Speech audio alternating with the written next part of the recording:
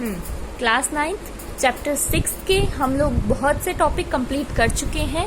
सो इस वीडियो के इस पार्ट में हम लोग चैप्टर 6 के एंड पोर्शंस को कवर करते हुए आज इस चैप्टर को खत्म करेंगे।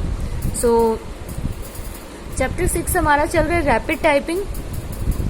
तो इसमें हम लोगों ने अभी तक क्या सीखा कि किस तरह से माउस को होल्ड करना है, उसी को रिकैप करते हुए हम चैप्टर को आगे लेके जाएंगे। जैसे कि आप सभी को पता है कि यूजफुल डेटा एंट्री ऑपरेशन के काम आने वाले ये डिवाइस है, ये इनपुट डिवाइस है आपकी, जिसकी मदद से आप कंप्यूटर को इंस्ट्रक्शंस देते हो। ये कब आया? जब आपके कंप्यूटर सिस्टम में GUI सिस्टम आए।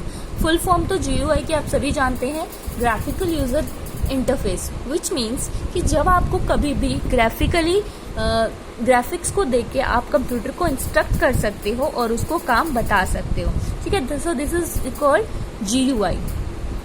सो आपको जैसे कि आप कभी भी डेस्कटॉप पे जाते हो तो वहाँ पे आपको पता है कि ग्राफिक्स को उससे आप फाइल्स को, फोल्डर को पहचान सकते हो। जैसे अगर आपको बोला जाए कि रिसाइकल बिन का फोल्डर कौन सा है, तो आप इजीली पहचान सकते हो। एक डस्टबिन बना होता है, ठीक है, सो वो आपका रिसाइकल बिन होता है जहाँ पे आप अपनी डिलीटेड फाइल्स रखते हो। तो ऐसा क्यों होता है? Because you are familiar with GUI।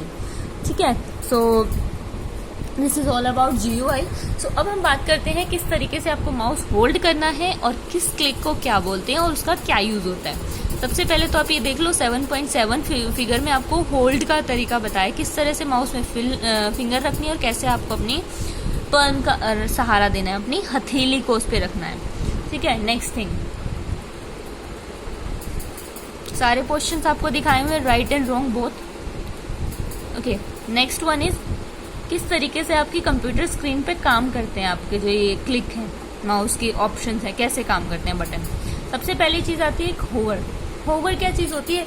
जैसे कि आप क्या करते हो, कई बार आपका ये कर्सर दिख रहा है सभी को, कर्सर को अगर मैं यहाँ पे लेके जाऊंगी, न्यू टैब, तो इसके साइड में ये बता दिया है कि न्यू टैब क्या होता है। ठीक है, किससे रिलेटेड है? क्रोम का एक ऑप्शन है न्यू टैब। ठीक है, सो मैंने किसी से कोई क्वेश्चन नहीं किया, कहीं क्लिक नहीं किया, जस्ट मैंने सिंपली कर्सर को उस पर लेके गई हूँ, तो इस प्रोसेस को बोलते हैं होवर।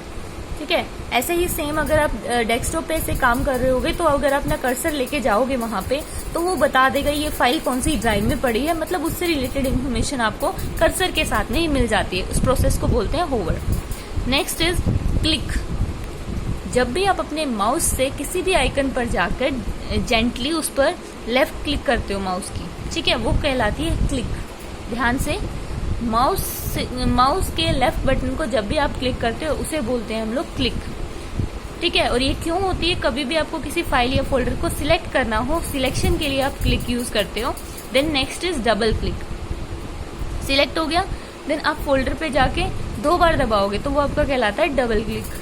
ठीक है, डबल क्लिक जल्दी करना होता है। क्लिक क्यों करते हैं? किसी भी फोल्डर को, जो फाइल को सिलेक्ट करने के लिए। देन सिलेक्ट होने के बाद जब आप क्विकली जल्दी डबल क्लिक कर देते हैं, विच मीन्स आप उस फाइल को ओपन करना चाहते हो। ठीक है, नेक्स्ट डी, राइट क्लिक।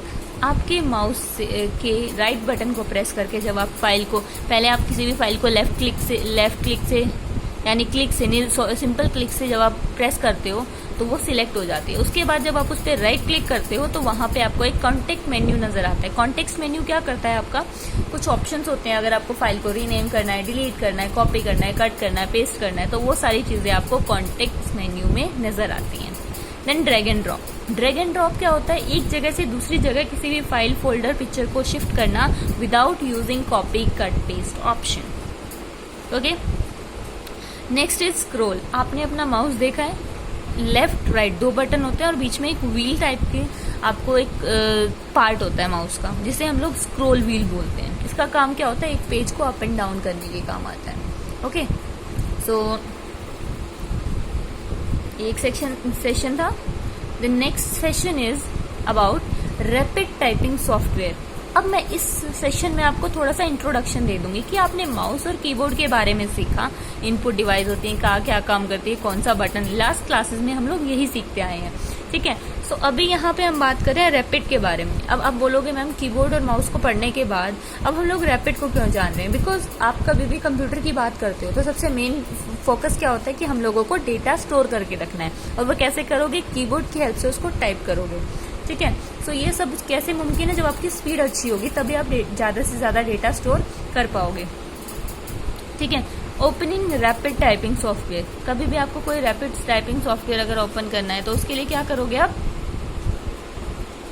वो स्टार्ट मेन्यू पे जाओगे। रैपिड टाइपिंग क्या, कोई भी आपको अगर सॉफ्टवेयर ओपन करना होता है तो सिंपली एक ही तरीका होता है, स्टार्ट बटन पे जाना है एंड देन आप उसको शेयर कर लो, सॉरी शेयर नहीं करना होता, देन उस पर क्लिक करके रैपिड टाइपिंग पे जाएंगे, स्टार्ट बटन पे जाएंगे, वहाँ पे आपको एप्लीकेशन नज़र आ जाएगा, वो सॉफ्टवेयर नज़र आ जाएगा जिसपे आपको टाइपिंग स्टार्ट करनी है, ठीक है। उसके बाद ये इसकी विंडो नज़र आती है, यहाँ पे आपको टास्क बार होता है, सबसे पहले जो आपको ऑप्शन होता है, कंपोनेंट होता है आपका, वो होता है टास्क बार। ये क्या होता है, यहाँ पे बेसिक ऑप्शंस नज़र आते हैं और आपको लेवल दिए जाते हैं, कौन कौन से लेवल पे आप सीख रहे हो टाइपिंग, ठीक है, वो होता है आपका task bar. Then text panel, text panel पे जहाँ पे आप टेक्स्ट लिखते हो, ठीक है, जिसको आप लोग वर्किंग एरिया भी बोल सकते हो, ठीक है, यहाँ पे उसको टेक्स्ट पैनल बोला जा रहा है। लेसन कंट्रोल पैनल कि आपको कौन से कहाँ पे पॉज देना है, कहाँ पे स्टार्ट करना है, ये सब चीज़ें आती हैं उसमें। वर्चुअल कीबोर्ड, स्क्रीन पे जो कीबोर्ड, वर्चुअल वर्ड जहाँ भी आ रहा है उस चीज़ के लिए आता है जिस चीज़ को आप टच नहीं कर सकते हो, जैसे आपका कीबोर्ड है, चाहे कंप्यूटर का है चाहे लैपटॉप का है, उसको आप टच कर सकते हो, बट अगर आपकी स्क्रीन पे, मॉनिटर स्क्रीन पे कोई कीबोर्ड नज़र आ रहा है उसको आप टच नहीं कर सकते, इसीलिए उसको वर्चुअल कीबोर्ड बोलते हैं। और जैसे जैसे वहाँ पे फिंगर्स चल रही होती हैं आपकी 10 की 10 फिंगर्स, थंब फिंगर ये जैसे काम करती हैं, सेम आपको भी उसी तरीके से टाइपिंग करनी होती है, उसी को फॉलो करके आपको स्पीड वो करनी होती है अपनी इम्प्रूव। थ्री बटन्स किस लिए काम आते हैं, अलग अलग ऑप्शंस के लिए, स्टूडेंट स्टैटिक्स पता करने के लिए, ये सब चीज़ों के लिए, ठीक है। अब आपको सबसे begin lesson with various level and benchmark. जब भी आप टाइपिंग शुरू करते हो उसमें 3 लेवल होते हैं। सबसे पहला जो होता है बिगिनर्स के लिए होता है, जिसे कुछ टाइपिंग आती ही नहीं है, उसने स्टार्टिंग की है। Then at the end of the chapter क्या होता है, आपकी पूरा बेंचमार्क बताया जाता है कि कहाँ कहाँ आपने गलतियाँ की, कैसे कैसे आप लोगों ने लिखा, किस वर्ड को अच्छे से लिखा, तो वो सब चीज़ें। देन सेकेंड, देन थर्ड, इसी तरीके से 3 लेवल होते हैं टाइपिंग के लिए। थर्ड मतलब आप अच्छे से टाइपिंग अब सीख चुके हो। देन रिजल्ट, टाइपिंग खत्म होने के बाद ऑटोमेटिकली आपके स्क्रीन पे एंटर का बटन आएगा और वहाँ पे आपका WPM पता चल जाएगी, मीन्स वर्ड पर मिनट, क्या स्पीड रही, आपकी एक्यूरेसी कितनी रही, कितनी स्लो रही, वो सब चीज़ें इस तरीके से।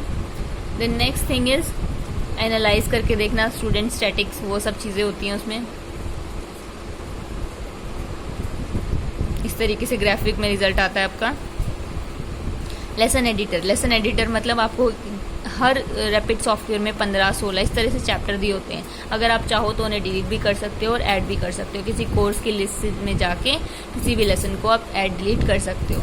नेविगेशन ट्री की मदद से आसानी से काम हो जाते हैं। सेक्शन और लेसन आप ढूंढ सकते हो। एडिटिंग पैनल जहाँ पे आप एडिट करते हो। Text analysing table, working with course, किस किस तरीके से हटाना है, ऐड करना है, ठीक है, लेसन्स को कैसे करना है, वो सब चीज़ें, चेंज कैसे करना है, एडिट कैसे करना है लेसन्स को, वो सब चीज़ें आप किसी भी दूसरे सॉफ्टवेयर से या ऑनलाइन कोई भी चैप्टर परचेज करके ऐड कर सकते हो, डिलीट कर सकते हो किसी लेसन को, ठीक है, वो सब चीज़ें कर सकते हो। तो ये हमारा चैप्टर नंबर 6 था।